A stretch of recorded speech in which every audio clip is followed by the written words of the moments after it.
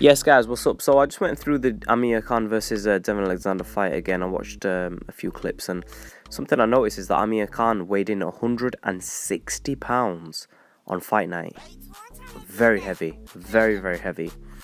Yeah, he has kept his hand speed. Now, a lot of people are gonna think, how has he done this? You know, how is that possible?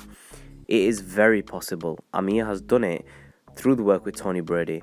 I'm going to explain how he's managed to keep, I'd say, about maybe 90% of his hand speed from the move up from 147, from move 140 to 147. He weighed in 160 pounds, which means he's added power and maintained his speed. How has he done that? Okay, if we look at the picture that we're looking at now, right, we see Amir Khan. His midsection has stacked up. His arms have added a little bit of weight, and overall he's grown into a man. But if you look at the weight distribution, the majority of his comes on the legs. The majority of it actually comes on the abs. Now here you see this is the 140 Amir Khan, waiting to fight Carlos Molina, and I think he looks weight drained here. He does look very weight drained here. But the thing is, he's only allowed to weigh 140 here. He looks like he's killed himself making the weight. Not looking in good shape, to be honest. He performed on that night against Carlos Molina, but the thing is, he doesn't look in tremendous shape here. As he's moved up to 147, I think he's added natural weight on what he needed to anyway, because he was killing himself making the weight. But then I think he's added at least about 6 pounds of muscle from building that muscle, around the core, around the midsection, and just strengthening the other muscles up as well. I think maybe Amir was weighing in 140. He's got to weigh in fight night. Maybe he weighed about 155 on fight night. He should have been weighing at 155, but sometimes obviously there was hydration issues with his corner who not hydrating him properly. I think that played a role. I think now he hydrates properly, but tonight he weighed in at 160 pounds. It was pretty crazy. Danny Garcia fight, he didn't weigh much at all. He stayed pretty close to the 147 limit, for those of you who want to know. He was very slim and skinny, and Danny Garcia had a tremendous weight advantage in the fight. And I think that Amir's move up to 147, it's not so much that he has to weigh in at 147 on the fight night. I think there's a lot to do with the hydration issue as well.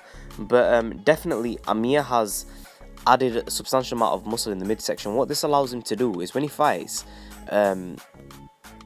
he managed to maintain his speed, because if you think about the motion of a punch, the speed of a punch comes from your tricep, your bicep, and your shoulder. If them muscles remain the same, what you do to your legs and what you do to your core will not affect the speed of your jabs and your crosses. However, your left hook and your right hooks will become substantially stronger if you have strong rotational power and strong legs. Having stronger legs will give you more balance. Your quadriceps and your glutes will give you a stronger base, if you will, to stay upright. And I feel like Amir's really strengthened this section out, and I think that the arms and the biceps, triceps, and shoulders, he's been working on them, but he's not really been, really working on them solid, trying to build that mass there. The mass has definitely come in the midsection. So let me know what you guys think. Leave your comments in the section below. Subscribe as always. I think this is a very clever thing that Tony Brady and Amir have worked on to build up the midsection of Amir, and obviously the quadriceps of Amir.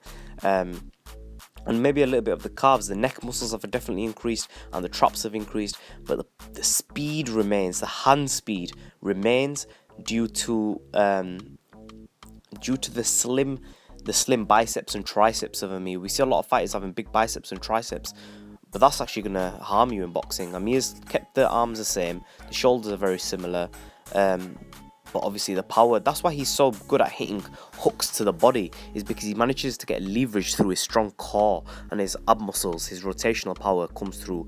That's why he was able to drop Luis Calazo, and he's got strong hooks.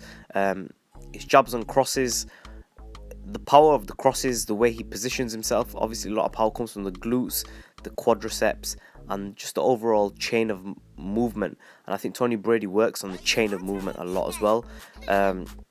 But 160 pounds on fight night, weighing in at 147, that's a lot of weight. Amir adds, hydrates up well. He weighed a lot tonight, but his speed was phenomenal. At that 160 pounds, and look at his speed. So let me know what you guys think. Comments in the section below. Follow me on Twitter @sham_Ayub. And yeah, just let me know what you guys think about this. I think it's very clever what these guys have done. In a bit, guys.